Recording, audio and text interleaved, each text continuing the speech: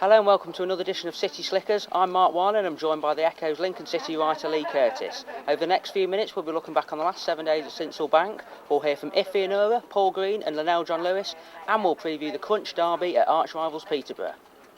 OK Leigh, let's start by talking about the two games in the last week, really contrasting. Imps were humiliated at Barnet and then won with 10 men against Hereford. Yeah, I thought the performance against Barnet was absolutely probably one of the worst I've seen for some considerable amount of time. Could have been 7-0 at half time. You know, you tell people that and you think, you know, you're joking, but no, it was really that poor. Second half, I mean, they started playing with about 20 minutes to go. It's too late, you know, but and we also feared, you know, that would carry on and that momentum would carry on against Hereford. But unbelievably, it went down to 10 men on the Monday. It was a ridiculous sending off, but what a battling performance! You know, everyone dug in and a young team too. You know, some of like Iffy Onuora says, some of those young players really came of age. Now moving on, Alan Marriott in the Echo the other day has suggested there should be a clear out in the summer at Sincil Bank, and he's probably right, isn't he? Yeah, I think so. I think it's been a disappointing season. Everybody expected Lincoln to be up there fighting for promotion, and for whatever reason it just hasn't happened. I think there's been a few players this season who have been well below par. I certainly think in the summer, I think Peter Jackson will look at where he's got to improve. Certainly the squad needs strengthening in key areas, and you know, I wouldn't be surprised to see a dramatic reduction in the size of the squad either. I think, you know, Peter's already spoken that he wants a squad of 18 or 19 for next season, which means there are going to be, you know, players leaving. Of course, we just got to wait to see who those are, and you know, and like Alan says, you know, there could be some high-profile casualties along the way, including him. Well, yeah, I think speaking to him after the game last Monday, I mean, I know they were beaten heavily at Barnet, but you know, he really couldn't do anything about the goals. But I thought against Hereford he was absolutely terrific, and you know, barring the Barnet game aside, he's been absolutely terrific in recent months. And certainly, you know, he's been 9 years here. I'd be very, very sorry to see him go. You know, but I certainly think he's pulling out all the stops to try and get him a new deal. I really do. Now, plenty of you have got in touch with us at sportsecho.co.uk with on that topic, and we've got a few messages here. This is from Cookie in Saxelby. He says, Mazza should definitely stay. The loyalty and commitment he has shown over the years has been second to none, and recently has been one of our better players. Mazza deserves a testimonial, and I would be gutted to see him leave. I still believe he's got a good couple of years left in him. And I've got one here from Happiness Stan, and he says, I must be one of the few fans who think it's time for Marriott to move on. I think he's been coasting for far too long, and he's had no real competition for his place in the team. It appears that some fans seem to think that staying in one place and underachieving year after year is cause for reward.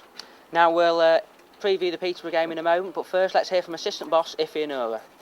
Well, the great thing was that it was just that reaction after the Barnet game, and they did react really, really well, so I was delighted with that. But over and above that, you know, never mind that, if you like, that psychological reaction, you know, from a technical point of view, from a tactical point of view, that's the new challenge really for Saturday, because they are one of the top teams in the division. So it'd be good for us to go and measure ourselves up against them in that respect, and see how far away or see how close we are. Sometimes it's nice to go and you know, spoil a party, that kind of thing, have that kind of atmosphere, get in people's faces who are you know, have maybe done well before. I believe they've got a good home record.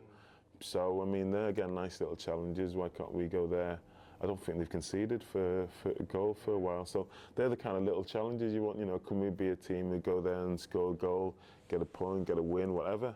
They're great little challenges, and from my point of view as playing, they're the ones that, you know, really got you motivated for games, you know, and they should get anyone playing motivated. I think those 11 players who set out for Lincoln on Saturday, they should be really motivated to play in that game, because it's a good game to play in.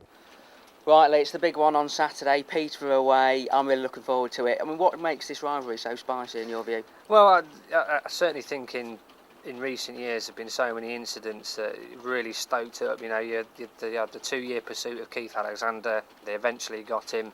A month after he took charge, they wanted to sign Simon Yeo. They got him.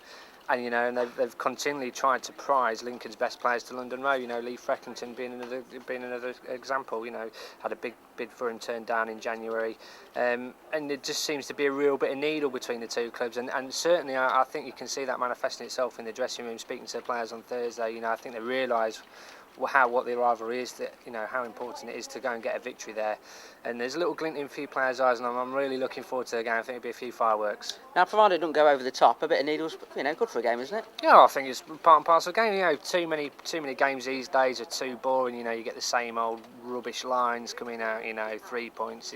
Building on a points tally and all that caper. For me, I like a bit of needle. It gets the fans excited. And sometimes if it can bring people in more through the gates, because if they're going to see fireworks, a few feisty tackles and some goals, and all for it. Now, you mentioned Leigh Freckington there. Is he going to play? Yes, I think he will do. He had 60 minutes in the reserves on Wednesday. By all accounts, came through it okay. And what a story that's going to be. It's a great subplot. 0-0, 90 minutes. Freckington picks the ball at 25 yards from goal, sticks one in the top corner. Need I say more? But how fit is he going to be? Because, he only played for an hour and he's been out for 6 weeks, hasn't he, with an injury? Well, Lenell John-Lewis, I don't know whether he meant to let this slip yesterday, but I spoke to him, obviously, building up to the game, and he said that Freckington's rehabilitation has all been focused on this game against Peterborough. So perhaps they've just saved him and thought, right, we'll save him. We need him fit for the Peterborough game, and perhaps that, he will be fit and raring to go. Okay, I'll be getting Leigh's prediction for the game in a moment, but first let's hear from Lenell John-Lewis and Paul Green. I think for everyone, I think it would be a great result if we was to go there and beat them. We nearly beat them here, apart from lack of sloppy defending in the 92nd minute. Hopefully we can stay strong and nick one. I think there'll be some good tackles flying about. It'll be a high tempo game and it'll be a tough game for both teams. I think we need to stop their midfield. They've got two good midfielders. They're strikers. One of the top goal scorers.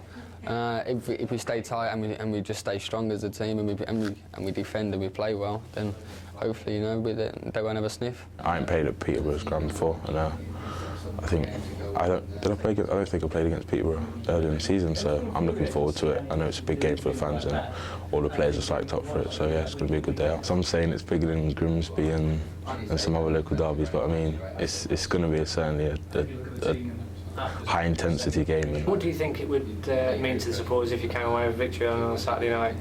Most like winning the league, probably. Yeah, I don't know. It'll be good for us, and it'll be nice to please the fans, and hopefully we can come out with a good performance and a good win. Because a few of the fans collared Mark Stanley, I think, last week, and said you don't actually realise how much this game means to us. So yeah. I think is it starting to dawn now? We already knew. I think we already knew. It's a big game, but he did come back in and said that he's been told to psych us up, but we were already psyched up and we're all looking forward to it. Right, Leigh, the players seem up for it. Are you up for it? I'm always up for it. I do love the Peterborough derby. I think it's a fantastic atmosphere. Lincoln are always well represented by the supporters there. I think that away end that they're in, with the low roof, it generates tremendous noise, and certainly last season was an absolutely terrific game. Ryanamoo, if there's one thing that Ryanamoo is going to be remembered for, it's going to be those 2 goals against Peterborough. It's a terrific game. There's plenty of tackles flying in, bit of needle as well, and I'm really looking forward to it. Where's the game going to be won and lost then? Well, I think certainly midfield's going to be a key area. Obviously, Scott Kerr's going to be missing tomorrow with a 4-game ban. That leaves, if Freckington comes back in, then Onuora's got to make a tough decision between Shane Clark and Martin Pemberton, because I actually thought Martin Pemberton in the second half against Hereford did a fine job, was very disciplined, and closed down play well, and they're going to have to stop people like Dean Keats getting on the ball and getting players like George Boyd and Aaron McLean into the game. Right, what's the score going to be? Going to be a difficult one, but derbies are always tight games, so as long as Lincoln don't concede an early goal, because Peterborough have struggled at home in recent games against the lower opposition sides. They've only scored 3 goals in the last 5 games at home, so if Lincoln can keep it tight, and certainly if they can get their own players into the game, certainly as Danny and Gesson and Leigh as well, because they'll cause Peterborough problems. So it's really interesting, but I think midfield will be the key battle, and I'm going to sit on the fence and I'm going to go 0-0 draw. A 0-0 draw. Right, if you can't get to London Road on Saturday, unlucky, but for the next best thing, you can join me for the big match live, which you can access on sportsecho.co.uk. I'll be online from about 2:30. And of course, you can read all the analysis from Saturday's game in Monday's newspaper, priced 36p. And we'll also be in the Siren FM studios on Monday afternoon, where we'll be reviewing all the action from the weekend. Have a great weekend. Cheers.